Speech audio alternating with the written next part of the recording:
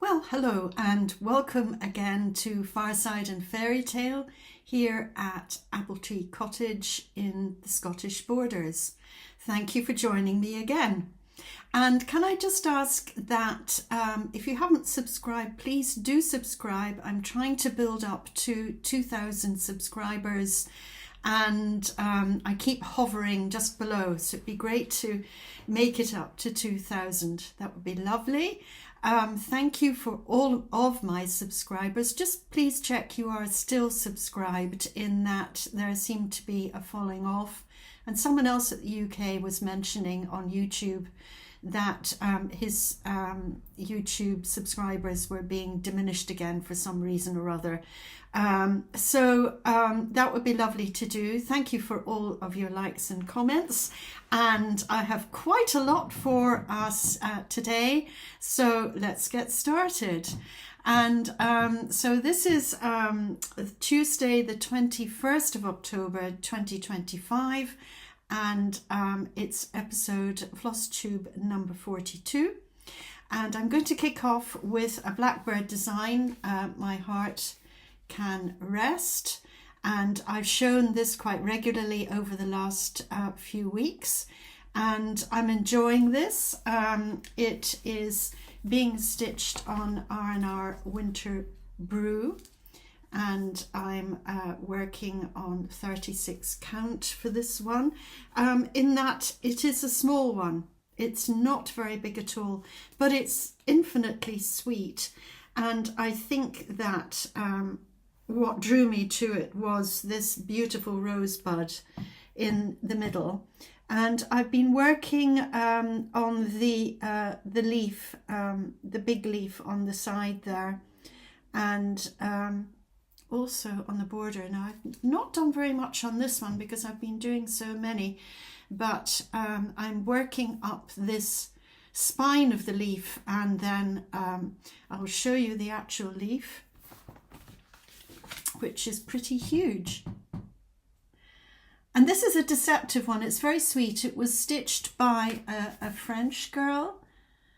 And it's deceptively simple because I think it has a very spare border, and I think that makes you think, well, this is going to be a quick stitch, but actually there is quite a lot of detail in this, and it's very, very satisfying.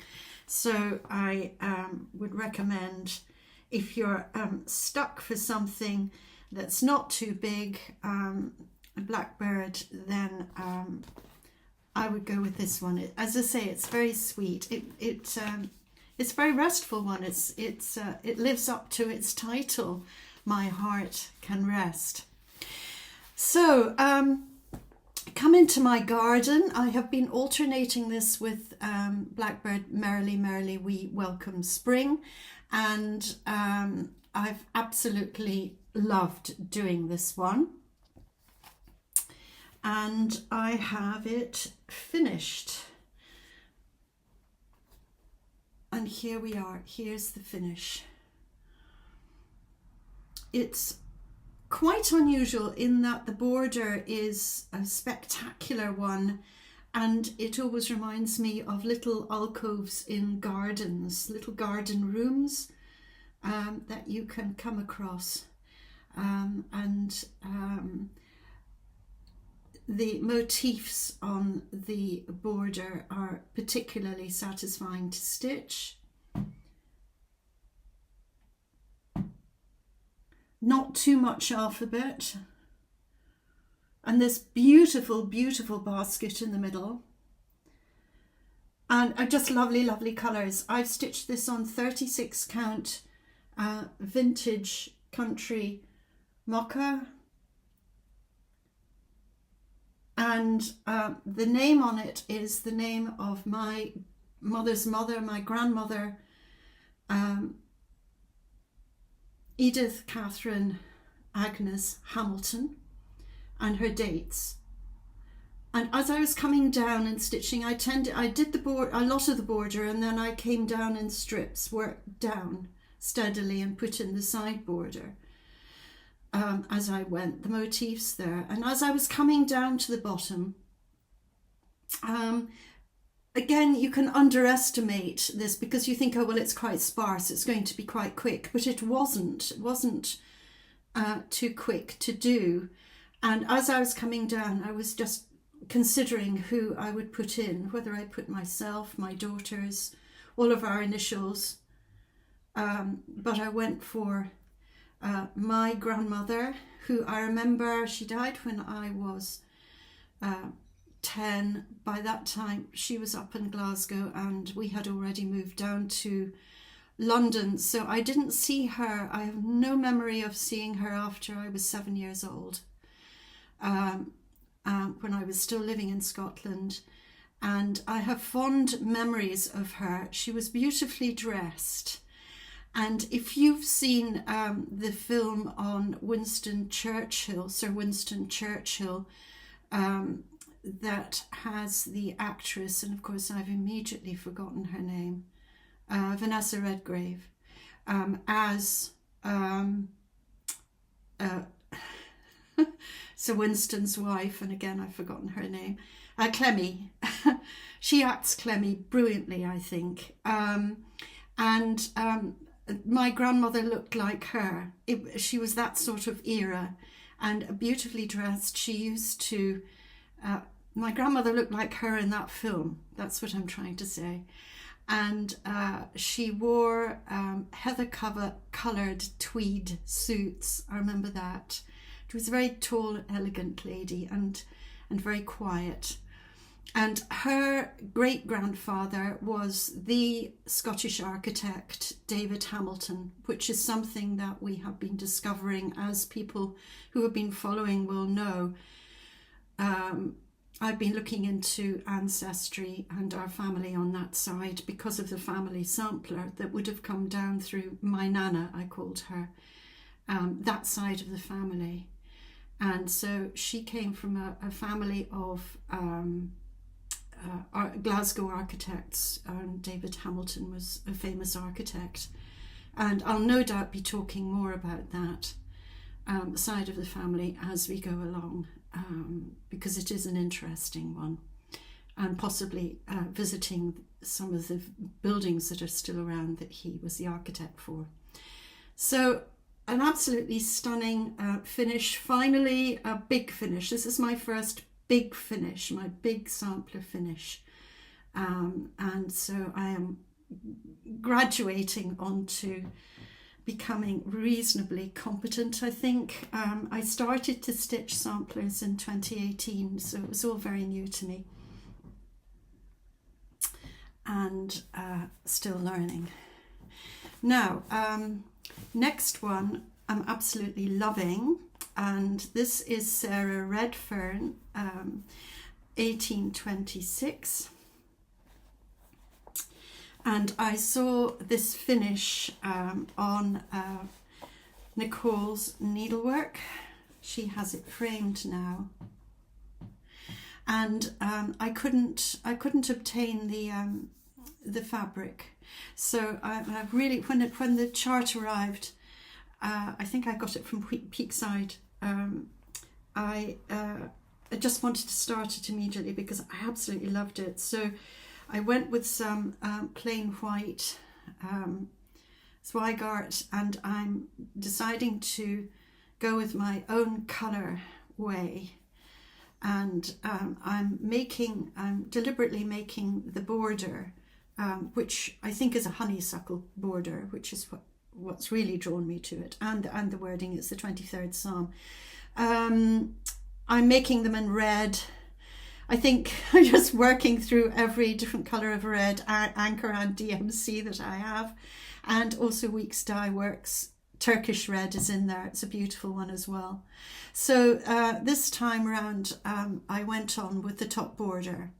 And the difference I'm making with the border is that in the original, you don't fill in the centre of the flower there, but I'm filling it in with yellow to make it more colourful.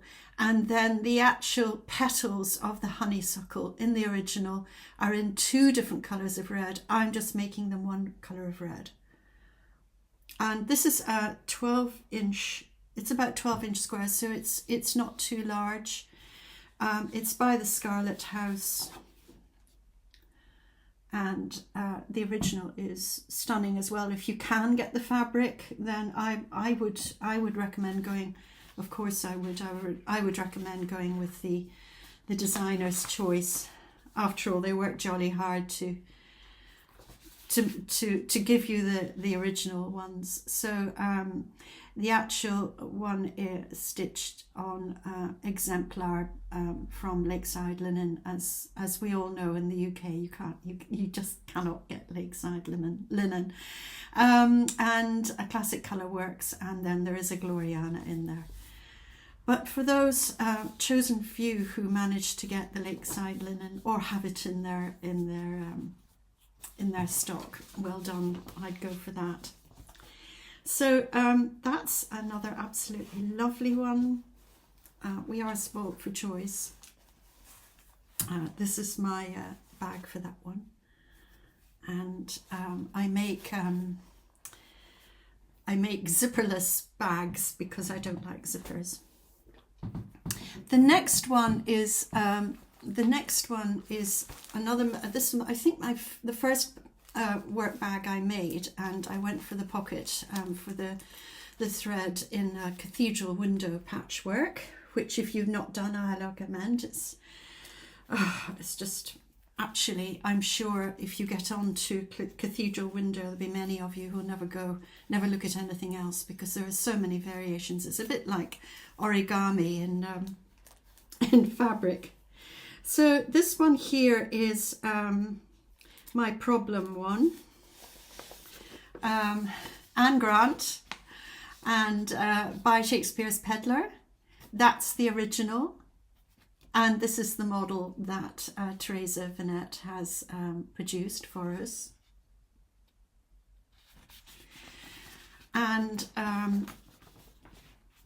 so the original, I was getting on with this, absolutely loving it. It's another border that is bright, it's bright pink border, and I was doing it on vintage country mocha and worked right along the top.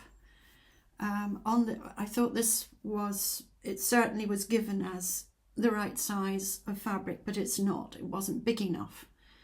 So at that point, I thought I would dig out and dye summer khaki, and I dipped it in spinach water and then did some sort of watercolour dabbling on it.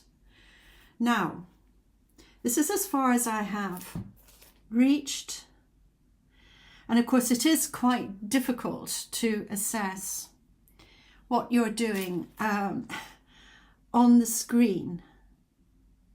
And I would say this is just a bit darker. The fabric is a little bit darker than it's showing up here, because there's a lot of light coming off the screen.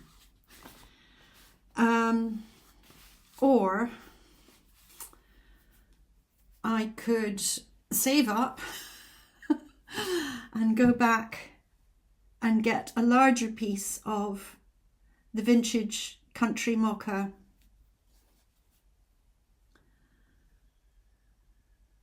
So I'd love comments, please. I'd like your feedback, which you think is going to ultimately be the best one to go for. This is a much, much quieter, denser feel to it. This is sparkling. This is sparkling. And ultimately, I think I may save up and get some more of the vintage country mocha. So let me know what you think. That would be good. It is a large sampler, but I'm finding, experience is telling me that I absolutely love the ones that I'm loving the colours of, and particularly the linen. And I'm sure all of you more experienced sampler makers could have told me that. This is the very first sampler that I ever obtained. Not knowing anything about samplers, but it kept jumping out at me, and jumping out at me and jumping out at me and jumping out at me. And so I went for it, and I knew nothing about it, and I read it and I hadn't decided. It was like gobbledygook. I had no idea what 2 over or 1 over 2, 2 over 1, 2 over 2, 1 over 2, no idea, didn't understand about counts, nothing. Rhapsody in Red. This is officially my 1 thread a day. I can't say that's exactly what I've been doing, but I'm absolutely loving this. I think this will be, as I said last week or last time, this is going to be my 5-year plan, I think. But I love it. I absolutely love it. It's on white as well. I seem to go for a lot of white. I think it's Kingston, so I think it's something like 50 bonk, 56, 55 count. The threads are wonderful, wonderful Gloriana, cranberry and crimson, and they make for a wonderful shimmering effect. This is as far as I have reached. It does have a CC work in the middle, and if you look back you'll see I do actually have an episode on a CC work. And coming down, I've been doing that rather intricate border that goes around the whole thing. And there are decisions to be made as to whether I continue the outer border or start in on one of the squares. Decisions. And there you can see this wonderful, wonderful, wonderful colour combination of the 2 Glorianas. I have to say, I do love stitching in silk. Now, my next offering I keep in a box because this is, to my mind, an extremely special sampler, and it is being done in silks again, and I just wanted to keep it really, really special. My silks are in my French sweetie box that my daughter, who lives in France, gave me one Christmas, and they are a mix, but they're mostly Gloriana. Now, this sampler is slightly different in that I'm not, and some people will be horrified, but I'm not following the chart as a reproduction where everyone is very, very strict about making it look like the original with all of the fading, etc. That's not really my scene. I would rather have a sampler that's going to look new, and I think maybe the reason for that is because in the UK we have so many things that are really ancient and old, and having something new has more kudos to it. So the actual original is stunning, but it's faded, and you have quite a lot of sort of golden and faux faded thread choices in there. And I saw this on the wall of the neighbour of the lady who does stitching in the red barn, and she went to her neighbour and saw all of the reproduction, the collection on the wall, and it was stunning, and this was one of them, and I went, oh, I absolutely have to do that one. So this is Victorian Rose Needle Arts, preserving the past with heirlooms of tomorrow. And though they have called it Sheep May Safely Graze, the actual sampler is Alice Smith, 1841, and there is a whole history to it in a page here, which is interesting as well to get the background. The stitch count is 311 by 515, so it's quite large, and I am stitching this again on 50 something count. Would it be 55?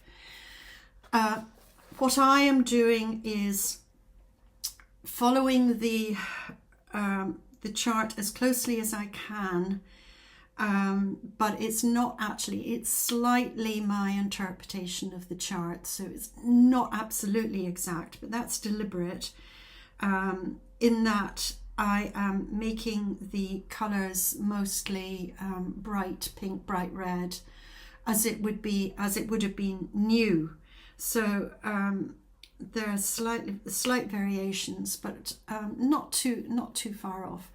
And this past time I have been adding the forget-me-nots and more leaves.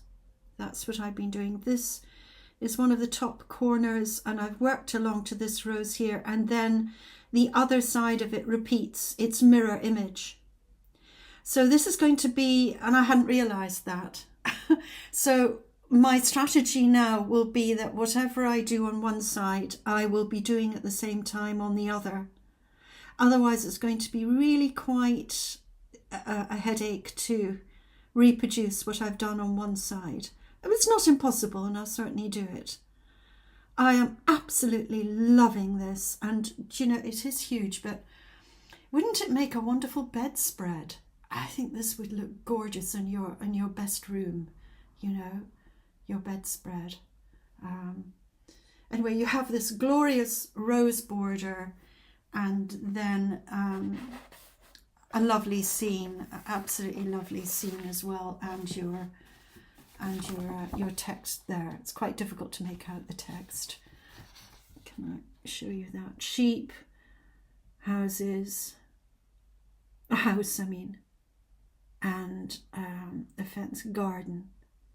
It's just absolutely glorious. Now, talking of headaches, it's been quite interesting in the last fortnight since I did an episode, because I was out in the garden putting bulbs in for spring, as one does, and I'm bent down near the apple tree, and I had left some, I picked apples, but I left some on the ground for the insects and mice and all the rest of it, that like to enjoy the garden as much as I do. And anyway, I really wasn't, I was sort of vaguely aware there was something happening, but it was only when I got inside I realised I'd been stung. And you can see the stung. I had no idea if it was a wasp or a bee. It was possibly a wasp, I think, if they were eating the apples. And my face ballooned up, and my head, my forehead here, my eyes. I looked like Jabba the Hutt. And so off I went to the pharmacy to get some pills. And of course, taking medication always knocks you a little bit. And so it's not been, it was not pleasant. It was not pleasant for a whole week. I was pretty miserable, but I have kept going and have kept stitching, and hopefully we're absolutely over that. Now, the next sampler is another one that uses the text of the 23rd Psalm, and I absolutely love that. The Lord is my shepherd. And it is again the Scarlet House. I'll take it out. The Scarlet House, Charlotte Frost, 1846. And Carol Saltbox Stitcher has stitched this beautifully, though it was Sandra of Brenda and Laura. Brenda and Laura of the Modern Mozart.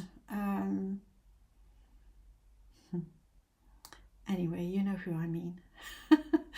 And it was Laura who I first saw this. She stitched it and highly recommended it, and I highly recommend it too. Now, what I've done here is to do a little bit of sketching of the border, just to see what the border's doing. It's a very, very straightforward border. And then I thought, oh, well, I know about grass. I know about grass from Stacey Nash Rose Cottage Pin Keep. And it always takes longer than you think. So I thought, right, my strategy is to come down and reach the grass, get to the grass, and be working on the grass as I'm doing other motifs. Surely goodness and mercy shall follow me all the days of my life, and I will dwell in the house of the Lord forever. So it's the last verse of the 23rd Psalm. Charlotte Frost's work, aged 11 years, 1846. It's a very calm sampler. I'm using DMC. And the motifs are just a rather lovely size, so you're not overwhelmed by a motif. And as I say, the colours are very straightforward. And as I say, I have worked down to the grass. I finished that motif just above the grass there this past week, and I was determined to get down to the grass. So I'm working in a perpendicular fashion on this one. It's on a 30 something corn tassel. I think it's 35 or 37 corn tassel, and which is a lovely fabric, and straightforward, not very large. It's a very pleasant one to do. You feel very orderly when you're doing this one. There's a sense of order to this one. My heart can rest. There's a sense of sweetness when you're stitching that one. This one, there's a sense of order to it. You feel quite prim while you're doing it. So if you want to feel prim, go for this one. Charlotte Frost, 1846. Now, what else do we have? We have 2 Christmas stitches. Home for the Holidays. This is another blackbird one, and this book, if you can get it, is just absolutely full of gorgeous ones. This stocking here, if you're into stockings, that's a lovely one there.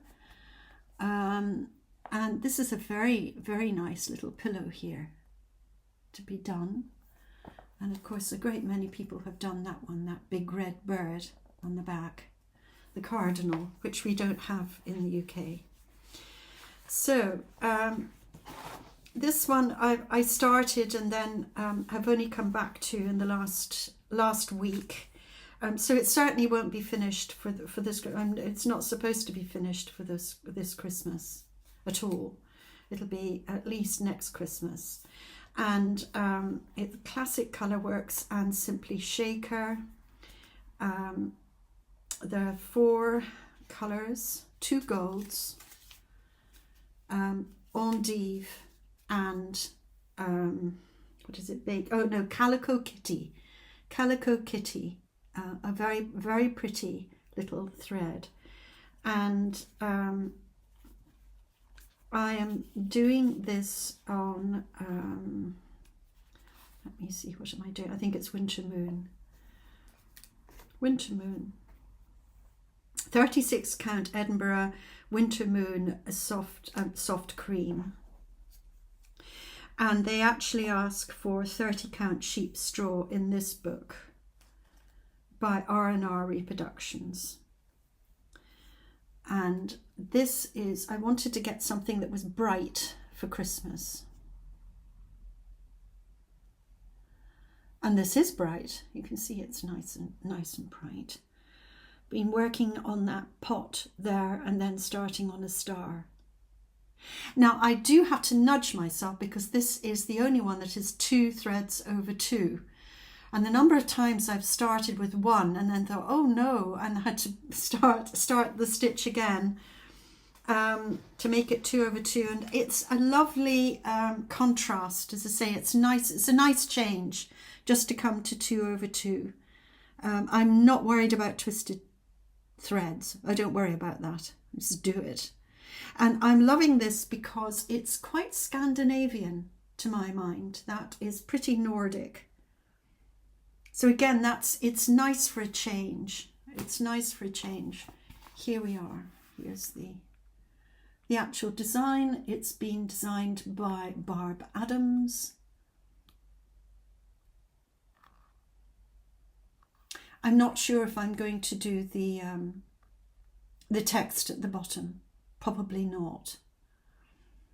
I might put in a row of reindeer. Something like that. So that's one Christmas stitch. Now, another one. I had a collection of leisure art books, and I may go and get it and show you in a minute. And I discovered a lovely lady designer who I think designed in the 1980s, because this is going back a bit, and her name is Mary Beale. And I really loved her aesthetic, quiet and medieval. And so I thought, right, I'm going to decide to do Christmas ornaments for the tree this year, the Mary Beale ones. And so I looked at my leisure craft and I only had one left. I'd given the others away. I think I sent them to Teresa Vanette actually. And so I only had one, and it didn't have the one that I wanted. But that's to your advantage, because then I looked online and I discovered that Mary Beale has PDF downloads of her lovely designs, which are pretty medieval. So if you like this, then go ahead and download her little designs. And this is my first Christmas angel. She has a set of medieval Christmas angels. Isn't that lovely?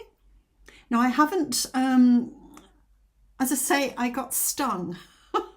Got stung in the head, and I really wasn't feeling very well, and I don't think I was seeing very well, but I wanted to do it. I wanted to keep going, so I toddled through to my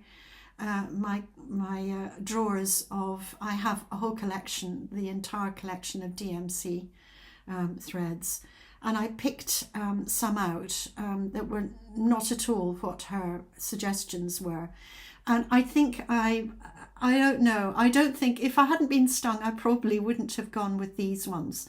But I got so far, I think I was doing the top, and it was very quiet. Now this is on 32 count dirty linen, and I will be doing all my ornaments on that. I think that's a good background for the ornaments. But I got so far with the top, and I thought, this is a bit dull. You know, you put that in a Christmas tree, you're really not going to see it. So I went back through, and having popped a few more pills to keep down the swelling, and went for this really lurid pink and lurid turquoise in the background. So I don't know, I would have done that. It's not Mary Beale at all at this point. This is definitely Fireside and Fairytale with the effects of a wasp sting. The little bunches of flowers round the edges they're so delightful. It was such a lovely stitch. So Mary Beale, Beale, PDF downloads if you want to be doing something for Christmas. And then I have got my last one to show you, which is Merrily, Merrily, We Welcome the Spring. And this is also by Blackbird Designs, and I am working steadily on this, sometimes with gritted teeth. If you've been following me, you know, but I'm keeping going. I'm not going to give up on this one. And now that I've finished my Come Into the Garden, I will be devoting supposedly a bit more time to it, but it'll certainly get a little bit done. So this has fought me, and I have fought it ever since I picked it up.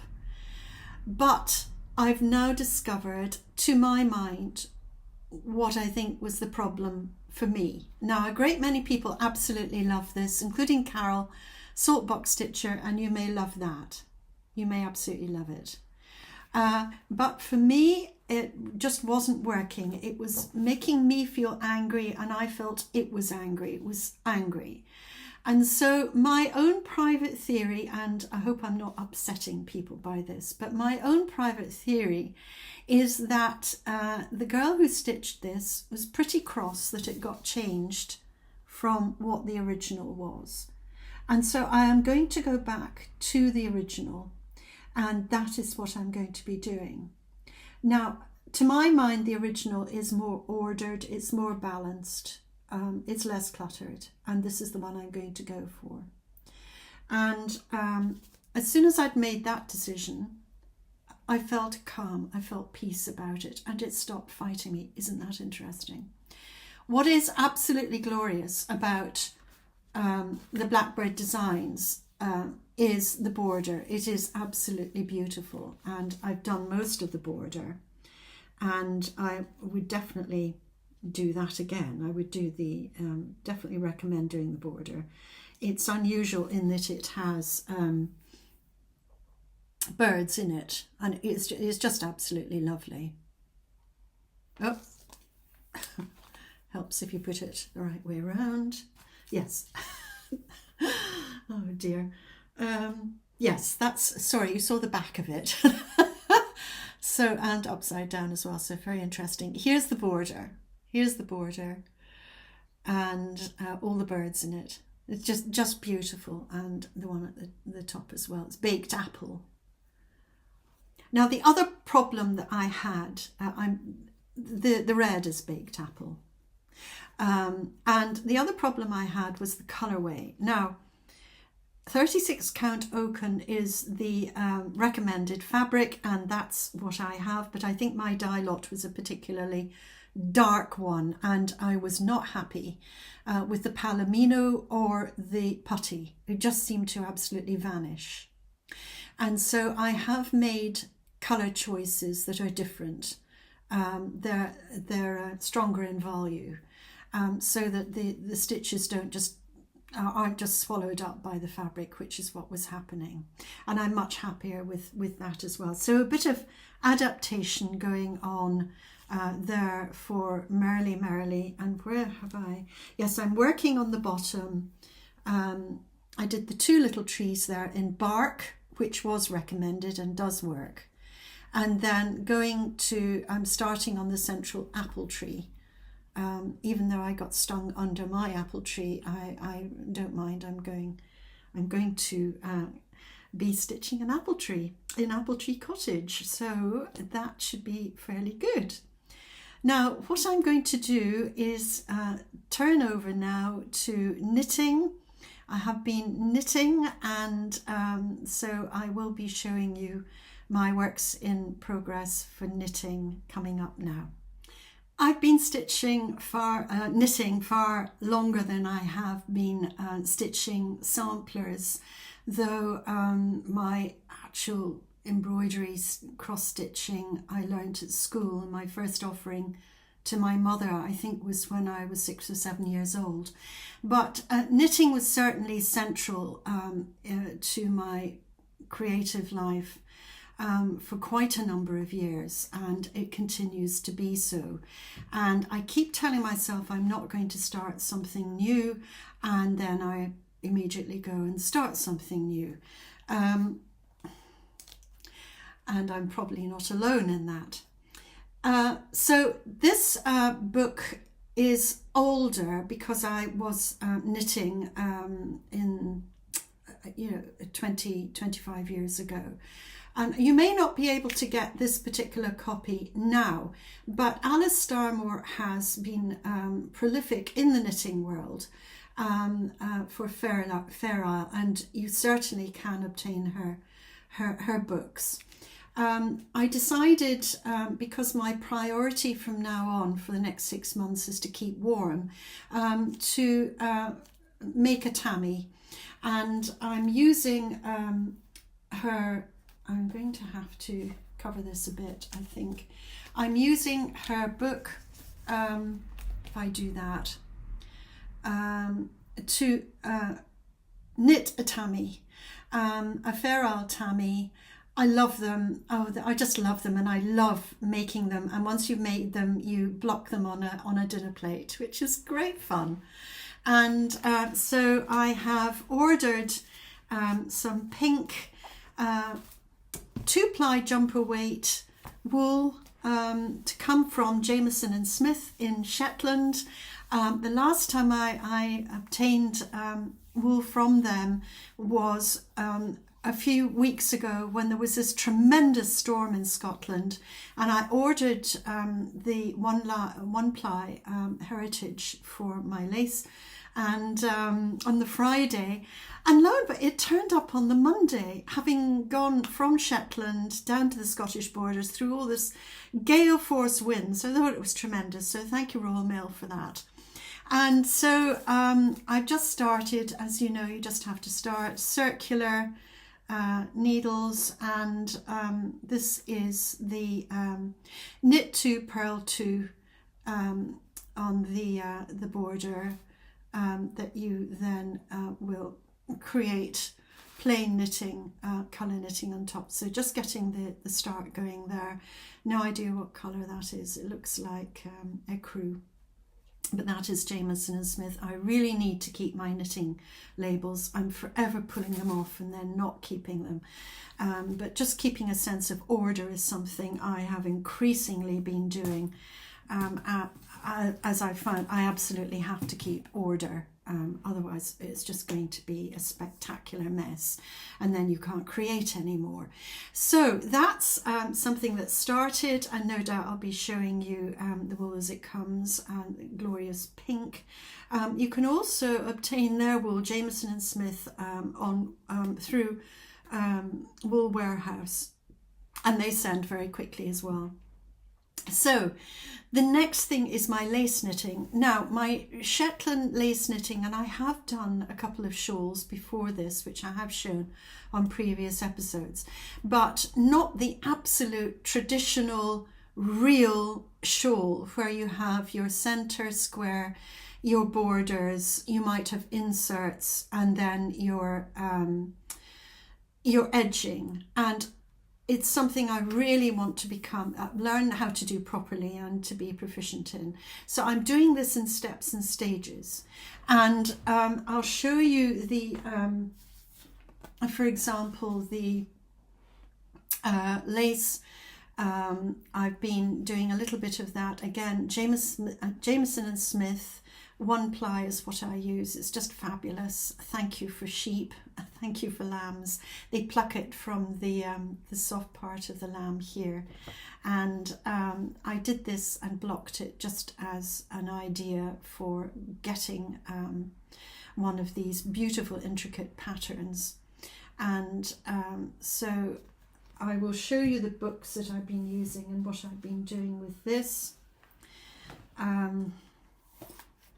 I think I started with Helen James and lace knitting, and I would recommend this if you're starting to try and get your head around the Shetland lace. It's very, very clear. She gives the knitted instructions as well as the charts, good clear photographs, not too difficult, not too complicated. She never gets as far as one of the original traditionals. I think she gets as far as the shawls. She gets the basic shape and an edging. She gets as far as that. And this is the sort of place that she actually gets to by the end of the book.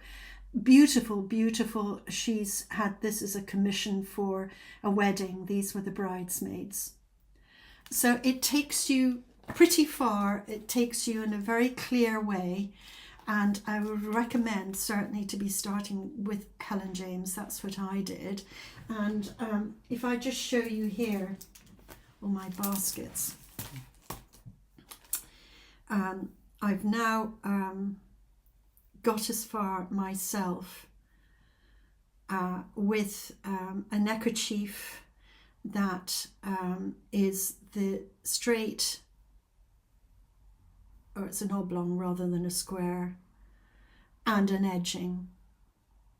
And I've learned how to block, and with this I used faggoting. I did the edging separately, and then I took a needle, a sewing needle, and I did a faggoting joining between the edging and the square, and I will never do that again. It's not the traditional way. It's certainly a way you can do it, but I wouldn't do that again. The result wasn't amazing, and it's what we would say in Scotland, it was a faff. It was a faff. However, it's lovely, and I put this around my neck, and my goodness, it's warm. You would be amazed how warm that is. Absolutely lovely. So that was pretty far. That went pretty far, I have to say. That took me quite a long time, and I was proud of it, but I'm still learning. So where do I go next with the saga of this? I will show you, at this point I sort of looked around. I had a halt, and I came across The Art of Shetland Lace, which was probably one of the earliest books produced on Shetland Lace by Sarah Donn, who's the wife of Monty Donn of gardening fame. And her maiden name is Erskine, so I think she probably maybe didn't hail from Shetland, but certainly is Scottish. Erskine is a Scottish name. And it's, I think, 1980s that this was produced. I don't know if you'd be able to get it. 1981, so it's pretty early. And as I say, when I grew up, I was born in the early 1950s, and we grew up looking down our noses at anything that was old, anything that was traditional, anything that was truly Scottish was not where we were supposed to be going at all. We were supposed to be academic. Craft work was for peasants, and that was the whole background there. And so I think that this book was very quietly introduced, but I don't know how much it was actually taken up. And you can see that all of the photographs are in black and white. And so we live in a wonderful era now where people are really appreciating what we have, our heritage. She has a lovely book here. She talks a great deal about the making of it, the dressing and stretching. She doesn't call it blocking. And she has some lovely photographs of the originals. But I would say that it's in its way is rudimentary. You probably could make the real traditional, but it's pretty straightforward, and I think there's possibly not quite enough information to get you going. There are no charts, it's all written out, and I think that probably is quite off-putting as well.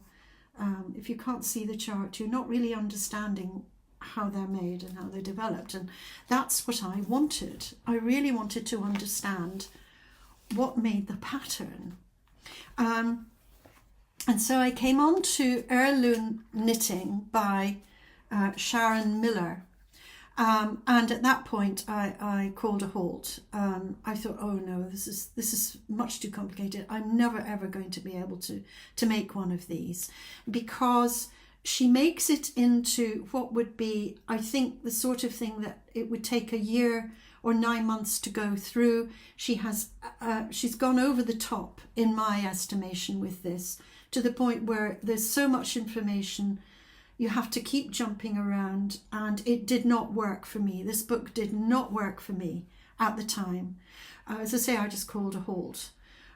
It was almost like the Fort Knox of Shetland knitting. And I would say the other comment I have about it is that it's not really traditional. She mixes in a lot of what would be English, the English way of knitting. She also she goes the opposite way. She has all the charts, but she doesn't write out. She didn't write out the patterns. so again, that was a huge brick that in my mind was, well, it certainly was a block for me. And so that wouldn't be one I would start with. However, I wouldn't be without it now, because I've gone a bit further and because I've done the initial. How did I finally get there? How did I finally get to the place where I'm running now, up and running and on my way? Well, we've had to wait for it. We've had to wait for it, but it's here now. It's here now. And this is by Carol Christensen, and it is Shetland Fine Lace Knitting, and it's the real deal. It really is from Shetland. It's from the museum up there, which I would love to visit. And she has the charts and the written out patterns, so you're understanding what makes a whole and why. And she has gone to great length to produce the traditional, I better be careful because I don't want to show you the actual charts, but very clear photographs. She's knitted the pattern and then in much thicker, and then she's gone for the thin, the actual lace knitting. A very interesting history section in it as well. And not too onerous. So there's just a whole feel here. Yes, I think I can do this. So this is, she numbers her traditional charts, and this is 3.4 in the middle, and from her book. And then I went back. Finally, I was ready for Sharon and her very complicated book, and I went and took a traditional edging pattern from the Sharon Miller book for going round. Okay, so now I'm going hell for leather, as they say. I'm using patterns from her book. And I thought, am I ready? Am I ready now to do a square and then the borders and then the insertions? And I thought, no, I don't think so, because I've got to work out how to attach knitting the edgings. And so I then had a brilliant idea. Casper loves to cuddle on my bed, my pussycat, beautiful pussycat. And he's quite furry. He's part Maine Coon, and I have this beautiful wool blanket on my bed now because I like to be warm in the winter. And I thought, I should knit him a Shetland blanket, the traditional Shetland blanket. I shall knit him one. It's going to be small. It's going to be in much thicker wool, so that I can really get my head around the construction without going to all of the effort and the expense and the time of trying to get a big one and then getting bogged down. So here is, in my other basket here is Casper's blanket, and I'm using Peer Gynt Sandnes garn, which is a Norwegian yarn, in Farge. I don't know what Farge is, whether it's beige or what, 2122. And this is I think it's 4-ply. I think it could be 4-ply. Does it say? Don't think it says. Anyway, it's not lace knitting. It's not lace knit wool. And here I am with it. So I've got my square, which actually you knit, you just start with one stitch and you increase and then you decrease. I have my borders, my 4 borders on, and now I'm doing the edging. And it doesn't look like anything because it's not blocked. and I'm doing the border and then I'm doing the edging all together. Is that right? Yes. You do a row of eyelets and you attach the edging as you come along, as you're actually knitting the edging, you attach it to this edge, which is the border. So you're not having to graft, do faggoting stitches and insertion stitches and all the rest of it. For the edging, I am doing 2 patterns at the same time. So the first one is an outside edging and the other one is an inside edging, and that's from the Christensen book, and it is pattern 6-7 and pattern 6-13 out of the Christensen book. And I am learning that for the corners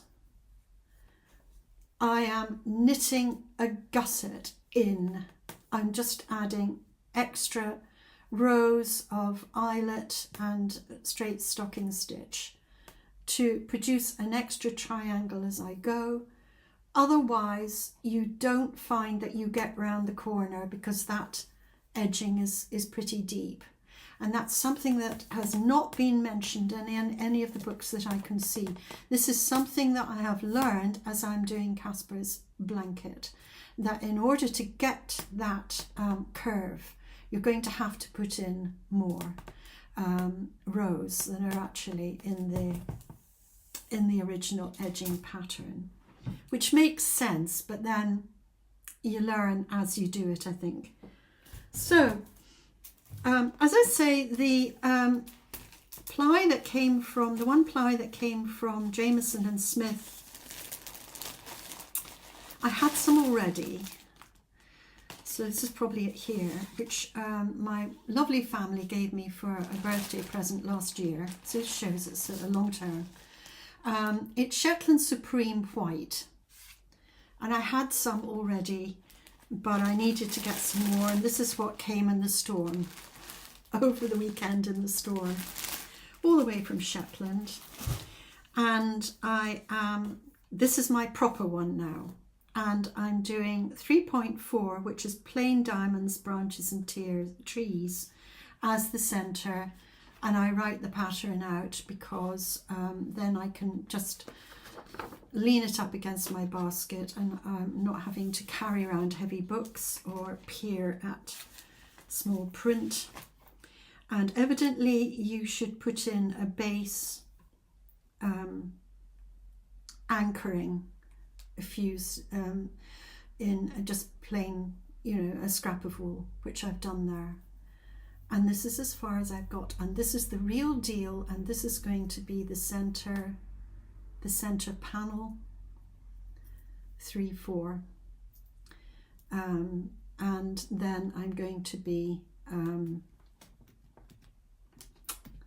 let me just do this again. I'm going to be doing the borders and then an edging on it, and it's just fabulous. It is just absolutely fabulous there. Look at that. And as I was saying, I need to keep a great deal of order. Can I show you the 3-4? Let's hope I can. It's so pretty. And these are traditional. Excuse me. 3-4. So many of them. I mean, be here. It's quite complicated. I have been working very steadily to understand and not rush. So, I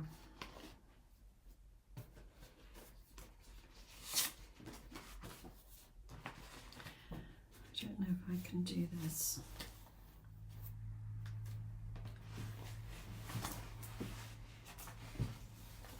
I'm just covering things up so you're not seeing.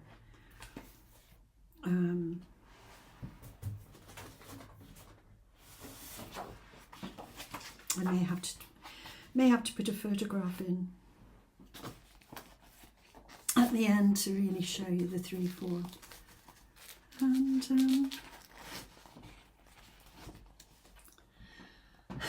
3/4.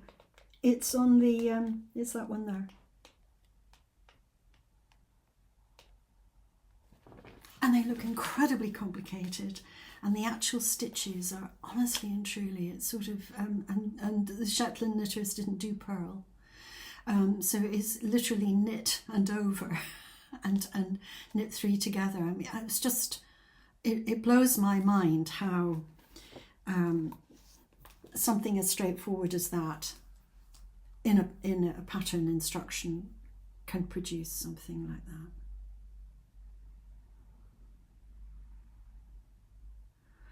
So, and already I have requests from both daughters for presents.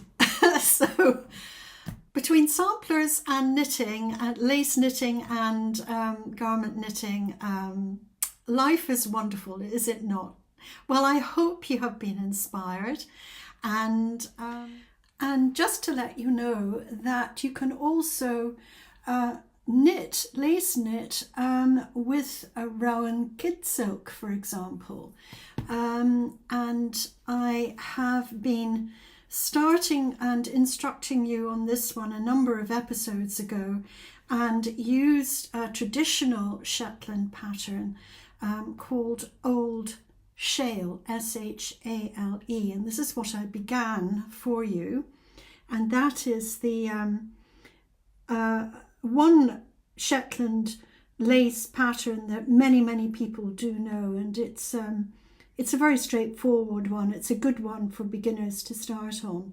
This is in Rowan Kid Silk Grace, which is a beautiful colour, and it's a lovely fluffy yarn. And I decided that in continuing this, I would start to do different panels. This will probably not even have an edging. This will probably just be a straightforward shawl. But I've stopped the old shale about here, and I'm going on with one of the traditional Shetland patterns from the Christansian book. Continuing there. Yes, you can see it there, can't you? And I'll be doing different sections, and it's really a lovely way. My plan is to work through the book and to be working systematically through many of the traditional patterns in her book. And I think this is 3.4, this one here. The 3.4 that I'm going on with, and then I'll probably perhaps do 3.5, 3.6, work through systematically with this particular shawl, which will be keeping me cozy in the winter, and Casper with his blanket.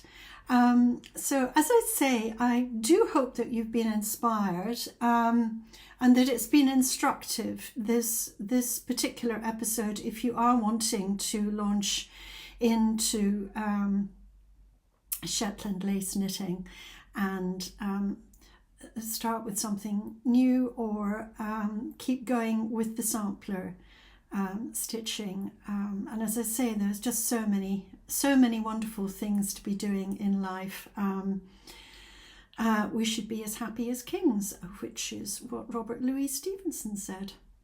So have a great time stitching as we come into the winter time, and perhaps you will be inspired to start something for Christmas and for the Christmas season, decoration wise, which always adds to the excitement. See you soon. Bye bye.